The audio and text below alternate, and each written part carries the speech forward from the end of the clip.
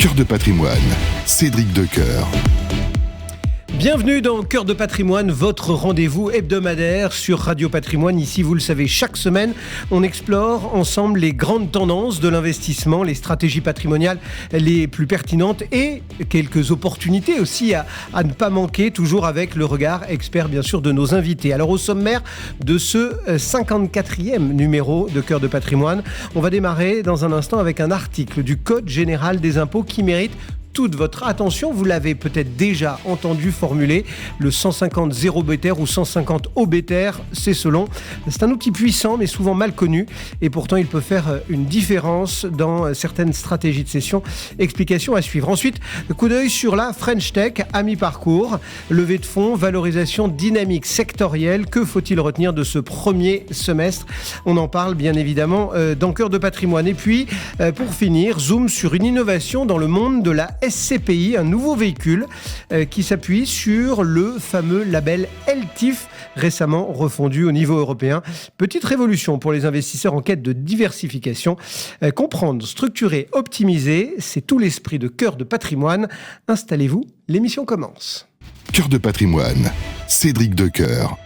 Aujourd'hui, on parle donc de ce fameux 150 0 BTR, dispositif souvent réservé aux chefs d'entreprise qui ont cédé leur société, mais il s'impose comme un vrai levier stratégique de plus en plus utilisé pour structurer son patrimoine, investir dans le non-coté et optimiser la fiscalité des plus-values. Et pour en parler, j'ai le plaisir d'accueillir Yann Scharrer. Bonjour Yann. Bonjour Cédric. Merci beaucoup d'être au rendez-vous. Vous êtes directeur général délégué de Airfound. C'est une plateforme qui est spécialisée dans l'accès aux fonds de private equity. Alors, avant d'entrer dans les usages, on va dire patrimoniaux, parce que c'est ce qui va nous intéresser de ce fameux dispositif, on va essayer d'en reprendre un peu les bases pour tous ceux qui ne l'auraient peut-être pas en tête. Ce 150 OBTR, qu'est-ce que c'est ?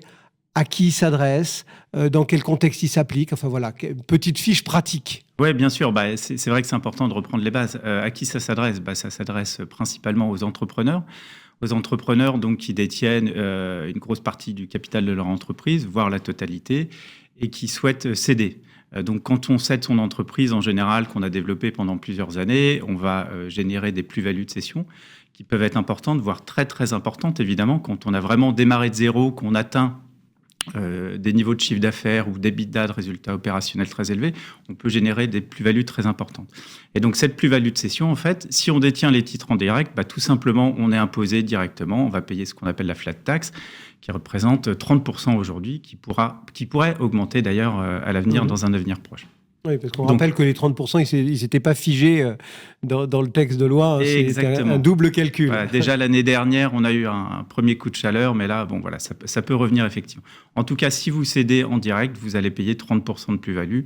Imaginons une plus-value de cession d'1 million, vous payez directement 30%, donc 300 000 euros. Si vous faites un apport cession, donc qui consiste en fait, avant la cession des titres, à apporter vos titres à une holding que vous avez créée, dans ce cas, vous allez pouvoir bénéficier d'un report de l'imposition sur les plus-values de cession. Alors attention, c'est un report évidemment. On l'annule pas. L'État ne fait jamais de cadeaux, mais c'est un report. Et quel est l'intérêt de ce report ? En fait, c'est que sous certaines conditions, notamment de réinvestissement dans ce qu'on appelle l'économie réelle, vous allez justement bénéficier de ce report d'imposition. Donc comment ça marche ? Si on reprend notre exemple, toujours 1 million de plus-value de cession, plutôt que de payer 30% tout de suite, on va avoir ces 1 million disponibles dans la holding et on va pouvoir réinvestir ces 1 million.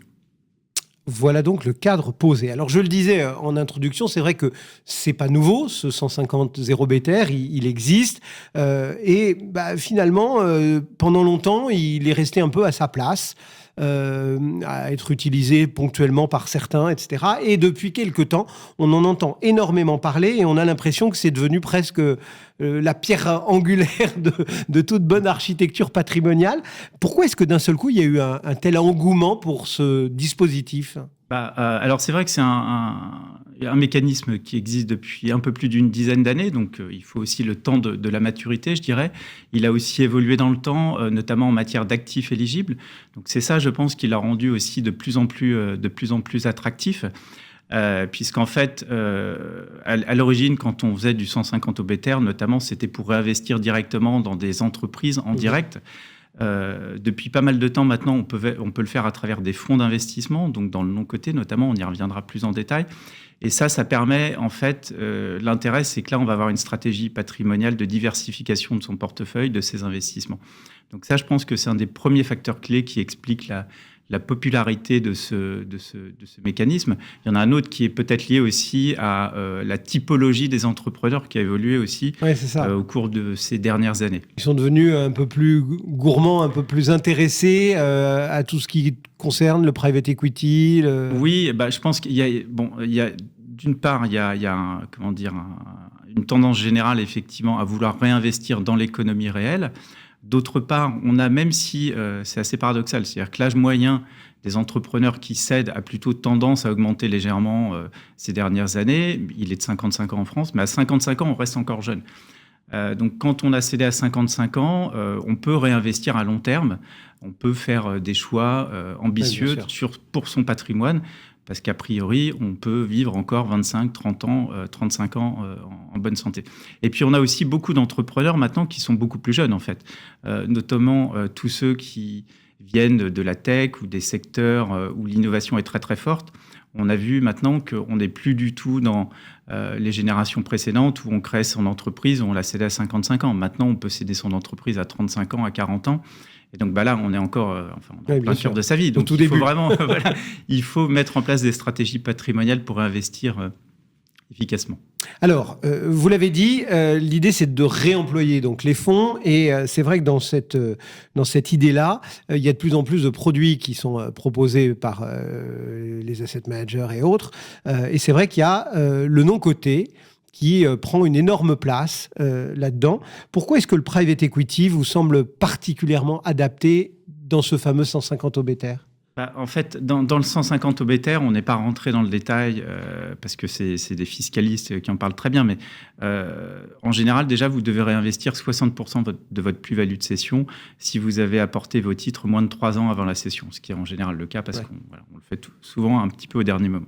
Donc, il y a 60% à réinvestir. Ces 60% à réinvestir, ils doivent être dans des actifs qui financent l'économie réelle, donc je l'ai déjà dit, soit en direct, soit à travers des fonds d'investissement, donc principalement sur du non-coté, et ça répond notamment aussi à des conditions assez strictes sur des sociétés en France ou en Europe, parce qu'on est aussi encadré par une législation européenne.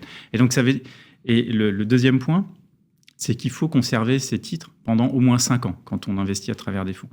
Et en fait, le temps long, c'est le temps du private equity. Donc, c'est là où il y a un match parfait, en fait, entre effectivement ce qu'on appelle le remploi, le 150 obétaire, et le private equity. Après, ce qui est important aussi, ça va être de sélectionner les bons fonds. Donc ça, c'est une autre histoire. Oui. C'est là que vous intervenez, finalement, j'ai envie de dire. Exactement. C'est subtilement amené, mais c'est vrai que ce private equity, il faut être capable de l'appréhender, d'aller chercher, en fait, vraiment le meilleur pour, justement, ces réemplois. Comment est-ce que vous faites, vous, pour la rendre accessible, finalement, cette classe d'actifs qui est souvent un peu réservée à des investisseurs hyper avertis quand même? Oui, tout à fait. Historiquement, c'est une classe d'actifs réservée à ce qu'on appelle des investisseurs institutionnels, donc des fonds de pension, des banques pour leurs fonds propres, les assureurs pour leurs fonds propres. Et jusqu'à très peu de temps, aucun particulier ne pouvait accéder à ce type de fonds, sauf à travers des véhicules fiscaux qui ont eu d'ailleurs un peu mauvaise presse dans les années 2010, parce que les rendements n'étaient pas forcément extrêmement performants. Là, ce qui a vraiment fondamentalement changé depuis quelques années, c'est qu'on arrive vraiment à accéder à des véhicules institutionnels, mais pour des clients privés ou même pour des clients, je dirais, patrimoniaux, à travers des véhicules dédiés. Donc, en fait, on va structurer des véhicules de type fonds nourriciers ou fonds de fonds qui vont permettre d'accéder à ces véhicules. Et ça, c'est vraiment vous qui le ciselez? Alors, nous, on va faire la sélection des fonds, les sous-jacents qui nous paraissent les plus adaptés, les plus intéressants. Et on va s'appuyer sur un partenaire tiers, qui a un agrément qu'on appelle AIFM, pour gérer ce type de fonds, effectivement. Chaque fois qu'on parle d'un dispositif, forcément, tout le monde est dithyrambique, ça a l'air formidable, c'est l'outil qu'il faut.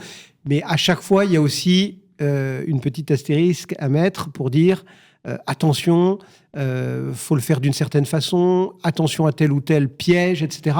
Est-ce que justement, ce matin, il y a des points de vigilance ou des pièges à éviter qu'il faut vraiment évoqué une fois qu'on a commencé à lancer un épargnant dans l'idée de pouvoir utiliser ce 150 obétaires? Oui, je pense qu'en fait, le plus important, c'est de se dire finalement, si j'avais pas ce mécanisme de remploi, donc où je dois réinvestir, est-ce que de moi-même, j'investirais dans ce fonds?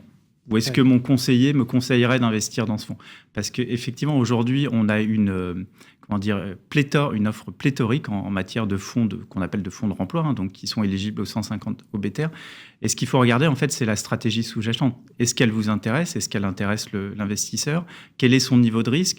Quelles sont les performances passées de l'équipe de gestion? Quel est ce qu'on appelle son track record? Depuis combien de temps ils font ça? Parce que faut pas que ce soit un effet de mode. Il faut pas prendre le premier fonds éligible en disant c'est parfait, c'est du 150. Il a l'étiquette, c'est bon. Donc, et il y a des stratégies notamment qui sont particulièrement adaptées. Et en fait, ce qu'il faut aussi regarder, c'est que le gérant, normalement, il doit avoir sa stratégie de gestion. Ça peut être ce qu'on appelle du LBO, du capital croissance, même de l'immobilier. On peut faire de l'immobilier en 150 obétaires. Il faut vraiment regarder sa stratégie sous-jacente.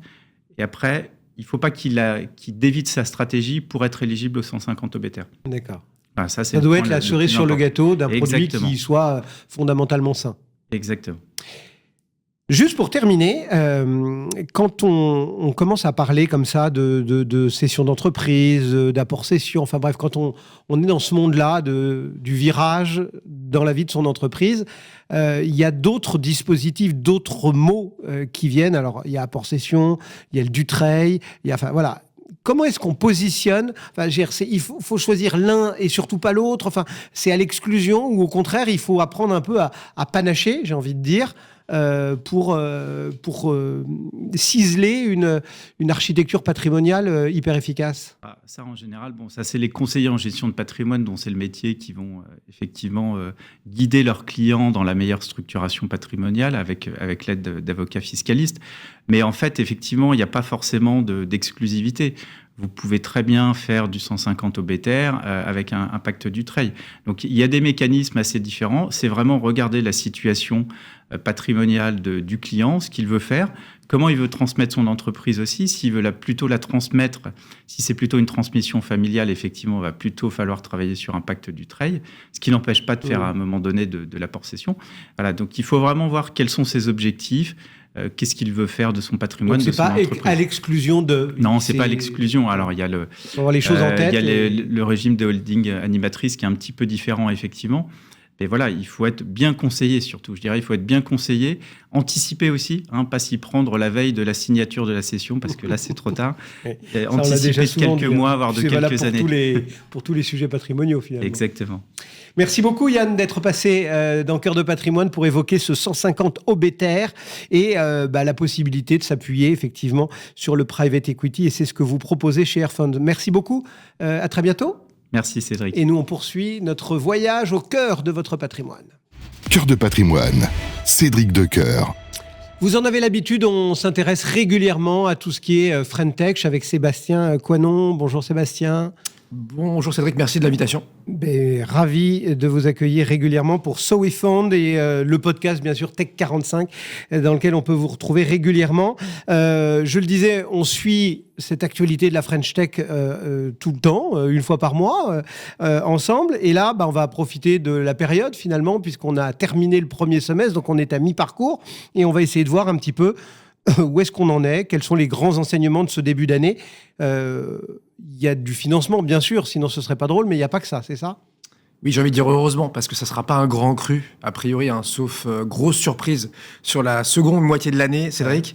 Mais bon, parlons, c'est vrai, déjà financement. Donc, au premier semestre, les startups françaises ont levé environ 3 milliards d'euros. Donc, c'est un montant similaire à la seconde moitié 2024. Donc là, on se dit c'est quand même pas mal, sauf qu'on est quand même en forte baisse par rapport aux plus de 4 milliards du premier semestre 2024. Ça, c'est les chiffres Dealroom. Alors, les classements, vous en trouverez plein, mais bon, celui-là fait plutôt référence. En gros, gardez en tête, Cédric, que le marché est entre moins 20 et moins 30% donc sur cette année. Et en gros, il s'est asséché depuis 3 ans maintenant, depuis début 22. Donc, c'est pas terrible. Est-ce qu'il y a des exceptions ou tout le monde est à la même enseigne ? Heureusement, il y a toujours des exceptions. Notamment, si on regarde le verre à moitié plein, il y a 3 startups, 3 scale-up qui ont levé plus de 100 millions d'euros. Et puis, un secteur aussi qui se détache, ça vous intéressera dans Cœur de patrimoine, c'est la FinTech. On en parle de temps en temps sur ce plateau. Elle sort également du lot puisque, voilà, désormais, c'est le premier secteur de la French Tech. Il y a 14 licornes, ça c'est ce que soulignait hier le gouverneur de la Banque de France lors des 10 ans de France FinTech, uniquement dans ce secteur-là. Et il faut savoir, voilà, ce sont des startups qui ont levé plus de 800 millions là, entre janvier et juin 2025. C'est un tiers de plus qu'au S1 2024. Il y a eu, on peut citer comme une ou deux boîtes, le SPAC de United. Je ne sais pas si certains invités vous le remarquez. Donc, SPAC, donc c'est une cotation directe post, là, pour le coup, donc United, c'est l'ex-prêt d'Union. On est sur du prêt au grand public. Ils ont levé 150 millions et se retrouvaient directement cotés. Alors, ce qui est drôle, c'est que maintenant, ça vaut moins d'1 milliard. Donc, les licornes, quand elles se cotent, là, ça vaut aussi 700 millions. Mais au moins, là, c'est un vrai prix. La bourse a toujours raison. C'est ça, oui. Là, elle vote tous les jours. Hein. Et puis là, l'investissement aussi qui se détache bien, donc dans cette partie FinTech, qui est le segment finalement qui a le plus capté ces derniers mois. On voit qu'il y a un vrai appétit chez les jeunes et moins jeunes sur l'investissement au sens large. Et donc, les levées de fonds s'en ressentent. Est-ce qu'il y a d'autres deals marquants ? Oui, très clairement. Alors, si je me détache des startups, mais toujours dans la French Tech, il y a le fonds franco-chinois KT Innovation qui a clôturé un nouveau véhicule là, de 1 milliard, uniquement dédié à l'IA. 1 milliard d'euros, c'est juste le plus important de l'Union européenne dans ce domaine jusque-là. Il y en aura peut-être d'autres plus tard, notamment au S2. Et puis côté start-up, parce que je sais que ça vous intéresse, et là encore, c'est un nom qui commence à nous parler, le fameux Mistral AI. Eh oui. Donc notre chat GPT tricolore. Alors parfois on se moque de lui en disant il est moins ceci, ils ont levé moins d'argent, ils ont moins de moyens, etc. Sauf qu'en fait, c'est le seul LLM qui tient la route en Europe. Sinon, ils sont tous chinois ou américains. Et il y en a des dizaines maintenant. Donc là, tour de table exceptionnel de 600 millions, sauf que c'était l'an dernier. C'était en juin 24. Voilà. Pour l'instant, il n'y a rien, mais la rumeur, qui peut-être sera confirmée dans les toutes prochaines heures, les prochains jours, c'est 1 milliard. Il relèverait 1 milliard, auquel cas, si la rumeur se confirme, ça serait comptabilisé au S2, mais ça serait bien. Vous serait pas mal. Pour 2025, boum, on prendrait un petit milliard en plus. Là. Ça veut dire que l'IA continue, je ne vais pas dire de faire la course en tête, mais de briller, quoi. IA, effectivement. IA et Deep Tech, clairement. Donc, quand j'étais venu vous parler il y a quelques semaines de la nouvelle cohorte Next 40 French Tech 120, eh bien, donc ça a été effectivement révélé il y a un mois maintenant à peine. Vous avez 29% des lauréats qui sont des entreprises Deep Tech, 35% qui opèrent dans la chaîne de valeur de l'IA au sens large, et quasiment 100%, 97% qui intègrent d'une manière ou d'une autre l'IA, une brique d'intelligence artificielle dans leurs activités. Aujourd'hui, c'est voilà, il n'y a pas de débat. Bon, c'est la dernière de la saison, entre guillemets, ensemble. Sébastien Coinon. Pas la dernière tout court, j'espère. Non, pas la dernière tout court. J'ai eu peur. Loin de là. Je ne sais pas si ce sera plage, montagne ou campagne, mais quelques bonnes nouvelles à embarquer sous le bras pour notre été. Alors, je vais être généreux, Cédric. J'ai pas une, j'ai pas deux, j'ai pas trois, j'ai pas quatre, j'ai 5 bonnes nouvelles. Bon, alors allons-y. Donc, accrochez-vous. Donc, le mois de juin déjà, qui a été bien meilleur que mai, avec plus de 500 millions d'euros d'argent frais injecté dans la French Tech, dans nos startups. Ça, c'est quand même pas mal. 2 exemples un peu sous le radar. Animage, c'est un repeat entrepreneur, donc un jeune homme, Sixte de Vauplan, qui avait déjà brillé dans la food tech il y a quelques années, un petit concurrent de Frischti, etc., livraison de plats frais. Là, il se lance dans un truc qui n'a rien à voir. Il veut créer le nouveau Disney, rien que ça. Bon. Et il a levé 75 millions d'euros, ça marche très bien. C'est vu sur YouTube notamment, mais pas que. Netflix, il y a plein d'accords avec tout le monde. Ça se compte en milliards. Donc c'est incroyable, et c'est français, Cocorico. Et puis Nabla, qui va un peu augmenter nos médecins. Ils ont commencé par les US, parce qu'ils veulent faire une boîte globale. Nabla, ils ont levé 60 millions, ils accélèrent et ils arrivent en France. Donc enfin, nos médecins vont pouvoir avoir du temps, j'avais envie de dire du temps intelligent, plus smart, avec leurs patients, et laisser à l'IA faire les rapports, les lettres de recommandation aux chirurgiens, je ne sais pas qui, quel expert, quel spécialiste. Donc ça, c'est intéressant. Plus structurel, Cédric, on voit Paris se transformer comme un vrai hub tech européen. J'en veux pour preuve que l'écosystème est aussi le plus dynamique d'Europe, devant Berlin, mais même devant Londres. Ça, c'est fou, et c'est pas moi qui le dis. Cocorico. Exactement sur certains indicateurs clés. Donc, c'est pas le financement, parce qu'il lève beaucoup plus d'argent que nous, mais sur la valeur d'entreprise. Si vous comparez, il faut toujours prendre un peu de recul. On a fait x5 depuis 2017, entre 2017 et 2024, puisque 25 n'est pas terminé, quand eux ont fait x4 à Londres. Et donc ça, c'est Dealroom, le même classement là, sur une autre verticale qu'il a remarqué, et qui nous place, nous, donc Paris, donc la France derrière, dans le top 5 global. C'est la seule ville européenne. Pas mal. Là, l'incubateur Station F, ça marche très très bien. Vous avez 4 boîtes françaises d'IA qui sortent de l'incubateur voulu par Xavier Niel il y a quelques années et qui accueille 1000 startups, des dizaines de nationalités. Ça, c'est plutôt cool. On n'est pas entre nous, on attire aussi des boîtes qui viennent un peu des 4 coins du globe. Et puis, si on regarde, je vous citais tout à l'heure le French Tech 120, aujourd'hui, plus de 4 sur 10 sont rentables. Et ça, j'ai envie de dire, c'est bien, parce qu'avant, c'était à peine 3 sur 10. Ça veut dire qu'ils ont entendu le message. Bon, en même temps, ils n'ont pas eu tellement de choix, les entrepreneurs, vu que les financements sont asséchés. Soit, si vous ne pouvez plus lever ou vous levez moins qu'avant, il faut baisser vos coûts, aller chercher d'autres clients et augmenter le chiffre d'affaires. Sinon, tic-tac, on a ce qu'on appelle le runway. Quand il n'y en a plus, il faut fermer boutique. Exactement. Bon, si j'ai bien compté, ça en fait 4. Il en restait une dernière. Et la dernière, bien sûr, vous savez compter, c'est bien, ouais. Cédric. Mais 5, ça va vite, mais il y avait quand même pas mal de bonnes nouvelles. Non, je plaisante. C'est vrai que la dernière est importante aussi. Et là encore, ça vient pas de chez nous. Et pourtant, ça va se passer chez nous. C'est un beau symbole que j'ai repéré pour vous récemment. C'est Revolut qui a décidé donc de transférer son siège ouest européen en France en investissant 1 milliard à la clé. Nouvelle preuve de l'attractivité de Paris, s'il en fallait, face peut-être à une perte de confiance partielle du Royaume-Uni post-Brexit. Voilà. Et ben voilà, c'est dit. On part avec une valise bien chargée pour notre été et on se retrouve à la rentrée, bien sûr. Sébastien Coinon, So We Found et Tech45 que vous pouvez suivre, bien évidemment. Et nous, on poursuit l'émission de ce matin. Cœur de patrimoine, Cédric Decoeur.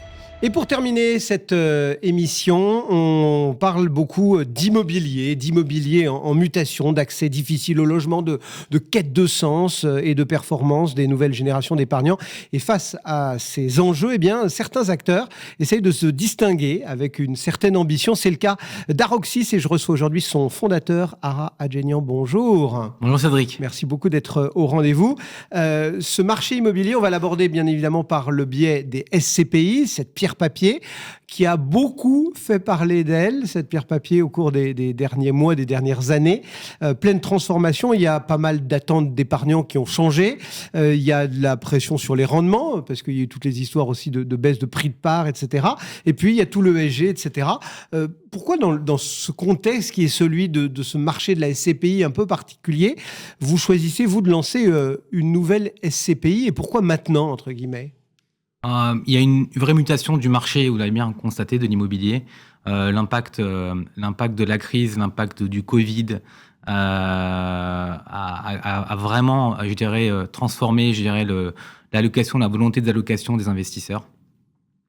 Donc ça fait 18 mois qu'on phosphore et qu'on regarde un petit peu ce marché de SCPI évoluer. Et on a attendu de voir un petit peu la stabilisation du marché et de voir un petit peu quels étaient, les actifs qui fonctionnaient, les pays, les zones géographiques qui fonctionnaient pour bien se projeter et comprendre un petit peu quelles étaient les attentes des investisseurs. Les investisseurs sur l'immobilier et quels étaient les sujets que les CPI avaient rencontrés et essayer, de cocher toute la wishlist qu'un investisseur en SCPI voudrait avoir. D'accord. Et donc, même si, en effet, il y a une contraction de la collecte sur les SCPI, c'est notamment à cause des problèmes de la crise, on s'est efforcé, en fait, en réalité, à essayer de combler tous les sujets qu'ont rencontré, les SCPI, typiquement. Les investisseurs aujourd'hui sont plus jeunes, ils veulent de l'ergonomie, ils veulent de la transparence, ils veulent aussi une relation directe avec le gérant. D'accord. Donc on a essayé de donner accès à tout ça en créant une équipe un peu qui est capable de répondre et être sur les blogs aussi, répondre aux questions des investisseurs en direct, être capable de répondre directement au téléphone. Alors, il y aura beaucoup d'investisseurs, ça sera beaucoup de back-office, mais c'est ça, ouais. Mais c'est ce qu'on veut offrir. Et donc, du coup, voilà, on a aussi travaillé post-crise l'analyse du marché, et on constate en effet, un peu comme tout le monde, que les valeurs métriques ont baissé. Et donc, c'est un bon cycle pour aller de façon ordonnée de nouveau sur le marché de l'immobilier. Alors, cette SCPI, elle s'appelle NewGen. Elle se positionne comment ? C'est quoi son positionnement ? Du coup, à qui elle s'adresse et qu'est-ce qui la rend finalement différente, à part le fait qu'on aura les gens au téléphone ? Exactement. Alors, elle se veut résolument européenne, comme d'autres en effet, mais elle est résolument européenne, autant sur l'actif que le passif. Je m'explique. L'actif, on cible l'Europe de façon large, mais aussi, et le passif, on est capable en gros de faire investir et d'accueillir des investisseurs de toute l'Union européenne. Et ça en fait une spécificité qui permet en gros de potentiellement agrandir la base d'investisseurs et potentiellement d'augmenter la liquidité de la SCPI qui était aussi un sujet. Et nous avons réfléchi en gros et projeté pour aller chercher une SCPI diversifiée européenne, je vous disais. On a travaillé et projeté les paramètres pour pouvoir aller chercher des zones qui ont bien évolué, regarder un petit peu les actifs et les pays qui sont plus en avance, parce que sur le cycle immobilier est reparti, mais tous les pays et toutes les classes d'actifs n'ont pas le même cycle d'évolution. Et donc, on a analysé ces cycles et c'est comme ça qu'on a mis en place une allocation qui nous permet en gros d'avancer de façon ordonnée par zone et par pays. Donc on va d'abord aller dans un pays, travailler le pays, investir dans ce pays-là et passer dans une autre zone, et tout ça par pays, par classe d'actifs. Pas le faire par petites touches, vraiment le faire par grande typologie. Il y a dans le vocabulaire de l'investisseur aujourd'hui, et notamment sur les SCPI, un nouveau label qui s'appelle LTIF, que vous avez obtenu. Qu'est-ce que ça signifie ? Qu'est-ce que ça apporte concrètement à l'épargnant ? LTIF, je rappelle l'acronyme, c'est European Long-Term Fund, Investment Fund. Donc c'est de l'investissement long terme, ça colle complètement à la SCPI, qui est un investissement et un fonds de type core, comme disent les investisseurs institutionnels, donc long terme, avec des rendements qui sont censés être stables et résilients. Et donc on s'est attaché donc du coup à bâtir ces locations de façon à ce que la location d'actifs et par pays, par zone soit long terme, résiliente et stable. Et cet élément LTIF, en fin de compte, c'est un engagement d'Aroxis. L'équipe d'Aroxis est composée de beaucoup d'anciens d'investisseurs institutionnels. D'accord. Et en réalité, le LTIF est un agrément qui met des obligations complémentaires sur des ratios d'emprise et des conséquences des ratios d'emprise, des limites sur de l'investissement indirect. En gros, des contraintes et des règles de bonne gestion qu'un investisseur institutionnel s'impose. C'est-à-dire qu'en fait, il permet, entre guillemets, d'offrir une gestion institutionnelle à des particuliers ? Complètement. Et il donne une sorte de sécurité aux investisseurs, finalement. Il sécurise complètement, puisqu'on dit ce qu'on fait, et on fait ce qu'on dit, mais on est aussi, tout ça, c'est drivé par la réglementation, et donc on applique simplement, en fin de compte, ce on a toujours fait dans le monde institutionnel, en fin de compte, et cela dans le cas d'une SCPI. Alors, dans ceux que vous visez, vous avez dit européens, etc., mais quand on lit un petit peu votre littérature, on voit que vous ciblez les jeunes actifs, les primo-investisseurs, des investisseurs un peu hybrides. Et comment est-ce que vous arrivez ou comment vous espérez répondre à leurs attentes ? Je le disais en intro, c'est vrai qu'il y a de l'ESG de plus en plus, de l'engagement chez ces épargnants-là. Alors comment vous y répondez en termes de sens ? Il y a aussi l'usage, il y a la diversification. Enfin voilà, il y a quand même beaucoup de choses qui intéressent ces nouveaux épargnants. Complètement. L'immobilier, investir dans l'immobilier aujourd'hui devient de plus en plus complexe avec toutes les normes en fait qui viennent s'ajouter, dont l'ESG, dont d'autres normes. Donc l'idée était de mettre à la disposition d'investisseurs nouvelle génération, de jeunes actifs, la possibilité de s'allouer à de l'immobilier en leur offrant la possibilité d'accéder à une valeur de part très basse, 100 €, et de pouvoir acheter une part de façon à pouvoir aussi souscrire de façon digitalisée, de faire des versements réguliers, 100 € par mois, par exemple, pour s'allouer à l'immobilier, c'est tout à fait faisable, de pouvoir réinvestir les dividendes et de pouvoir potentiellement même démembrer pour des parents qui veulent, par exemple, donner aux enfants, ils peuvent démembrer la SCPI, et tout ça, on l'a fait dès le lancement de la SCPI. D'accord.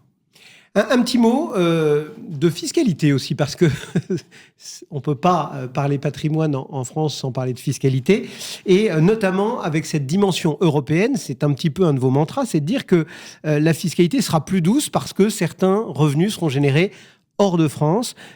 Ça veut dire qu'il y a des implications pour l'épargnant, implications fiscales Il y a complètement une implication fiscale. Évidemment, il y a un intérêt pour l'épargnant français, le citoyen français qui investit dans la SCPI. Juste pour vous rappeler, la TMI, donc la tranche marginale d'imposition moyenne d'un contribuable français payant de l'impôt en France, elle est 30%, plus 17,2% de prélèvements sociaux. Ce qui veut dire en fait qu'en gros, quand les revenus fonciers sont taxés à hauteur de à peu près 47%. Ça, vous le comparez à un investissement en immobilier. Si la SCPI investit, par exemple, en Allemagne, elle paye 15%. Au plus haut, si on investit en Italie, c'est 31%. Et en moyenne, en Europe, c'est 25%. Ce qui veut dire que la fiscalité française, elle est 2 à 3 fois plus importante que la fiscalité européenne. Donc, d'où l'avantage pour l'investisseur français qui investit dans cette SCPI. Bon, on arrive au terme de l'entretien. Alors, je vais vous demander de ne pas être trop commercial, mais c'est toujours un peu sympa d'avoir une phrase à retenir, entre guillemets. Si je vous demande de résumer un petit peu tout ça en une phrase pour que nos auditeurs, nos téléspectateurs puissent mémoriser cette SCPI New Dance, ce serait quoi ? En fait, je dirais qu'offrir une expertise institutionnelle, c'est pas que des mots, c'est une responsabilité. D'accord. Et ça devient une réalité avec cet agrément LTIF. Eh bien, merci beaucoup, Ara Adjenian, donc, pour Aroxis dans Cœur de patrimoine. À très bientôt. Merci, à très bientôt. Et merci d'être passé. Cœur de patrimoine, c'est donc fini pour aujourd'hui. Merci de votre fidélité, d'être là chaque semaine au rendez-vous. J'espère que les échanges, les éclairages, les conseils de nos experts vous aident à mieux comprendre les enjeux, à affiner vos choix et prendre un peu de hauteur sur vos décisions patrimoniales. Et nous, on se retrouve la semaine prochaine, même heure, même endroit. Cœur de patrimoine, une émission à réécouter et télécharger sur le site et l'appli Radio Patrimoine et sur toutes les plateformes de streaming.